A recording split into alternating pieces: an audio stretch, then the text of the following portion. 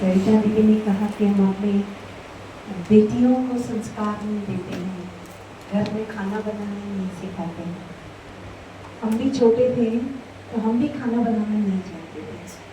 मैंने ग्रेजुएशन कर लिया, पोस्ट ग्रेजुएशन कर लिया, मुझे कुछ भी नहीं बनाना आता था। और जब मैं ब्रह्मा कुमारी सेंटर पर आई तब मैं 19 ईयर्स की थी। मैंने पोस्ट ग्रेजुएशन किया था और जस्ट मैं आश्रम पर आ गई थी 19 ईयर्स में। तो मुझे खाना बनाना नहीं आता था। तो मुझे हमारी जो बड़ी दीदी हैं उन्होंने पूछा तुम्हें कुछ आता है? मैंने कहा नहीं आता। खाना बनाना आता है? नहीं आता।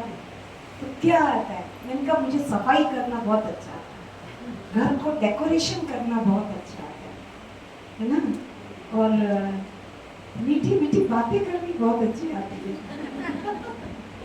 तो हमारी दीदी ने क्या बोला कि देखो खाना बनाना नहीं आता ये तो बड़ी प्रॉब्लम है, क्योंकि आपको मालूम है ब्रह्मा कुमारी सेंटर पे हम लोग हर चीज अपने हाथ से ही बनाते हैं। हर चीज, मिठाई से लेकर अपने घरेलू कोई भी चीजें हो जो रोज का खाना पीना है, मिठाई हो, कुछ भी हो, बिस्किट्स हो, सब बना, बेकरी की भी सब चीजें।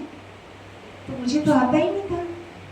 तो मुझे एक शब्द बोला उन्होंने, देखिए यहाँ समर्पण भाव सिखाया जाए। मुझे कोई अदरवाइज नहीं लिया कि भी खाली पढ़ करके तो आई है, इसको तो कुछ आता ही नहीं है। तो मेरे पास एक बार दीदी आई हमारे सेंटर पे, एक माता जी मेरे साथ रहती थी। तो उस माता जी को मैंने कहा माता जी दीदी के लिए ये नाश्ता बना दो आप। तो नाश्ता बना दिया बहुत अच्छा, क्योंकि माताओं को तो बहुत अच्छा आता है। मुझे भी बना के रोज खिलाती थी वो। तो मुझे दीदी ने कहा ये किसने बनाया? मैंने कहा दीदी ये माता जी ने बनाया। बोला किसके लिए बनाया? मैंने कहा आपके लिए। तो बोला शिव बाबा को भोग नहीं लगाया? देखिए सिखाने का तरीका कि हम सबसे पहले भगवान को भोग लगाते, कुछ भी चीज बनता है, इवन एक एप्पल भी आएगा तो हम एप्पल का भी भोग पहले शिव बाबा को लगाएंगे, तब हम अपने प्रति यूज करेंगे। तो मैंने कहा दीदी माता जी ने बनाया है। बोला क्यों बनाया उन्होंने? तुमने क्यों नहीं बनाया? ये शिव बाबा किसका है? माता जी का है या तुम्हारा है?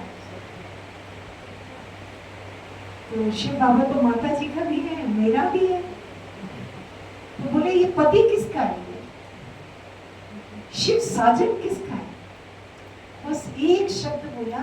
मुझे दीदी ने कहा कि लौकिक में अपने पति को खिलाने के लिए पत्नी कितना प्रयत्न करती है, अगर उसकी देवरानी उसके पति को खिला दे तो वो इतना चिढ़ जाती है कि मेरे पति के लिए तुमने खाना क्यों बनाया?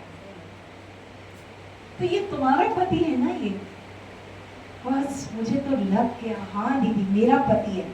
शिव बाबा भगवान हम सबका साजन है, लेकिन स्पेशल मेरा। हर एक यही सोचेगा ना कि भगवान तो मेरा पिता है तो मेरा पति भी है, क्योंकि तुमने शादी की है शिव बाबा से। तो बस खाना कौन बनाएगा? मैं बनाऊंगा। तो आज से प्रॉमिस करो कि मैं कोई भी काम भले छोड़ दूंगी, लेकिन मैं खाना जरूर बनाऊंगी मेरे शिव बाबा के। बस उस दिन से मुझे लगन लग गई कि मेरे शिव बाबा के लिए जिसको मैंने अपना जीवन समर्पित किया है, मैं उसको खाना ही नहीं खिलाऊंगी तो खुश कैसे होगा? कहते ना पति को तो खुश होता है, पति के पेट में जब भोजन जाता है तो वो बहुत खुश हो जाता है, क्योंकि उसको बना के अपनी भावनाओं से खिलाते। तो तब से मैंने सब बनाना सीखा। मुझे सब मिठाइयाँ आती है बनानी, मुझे सब प्रकार का खाना आता है।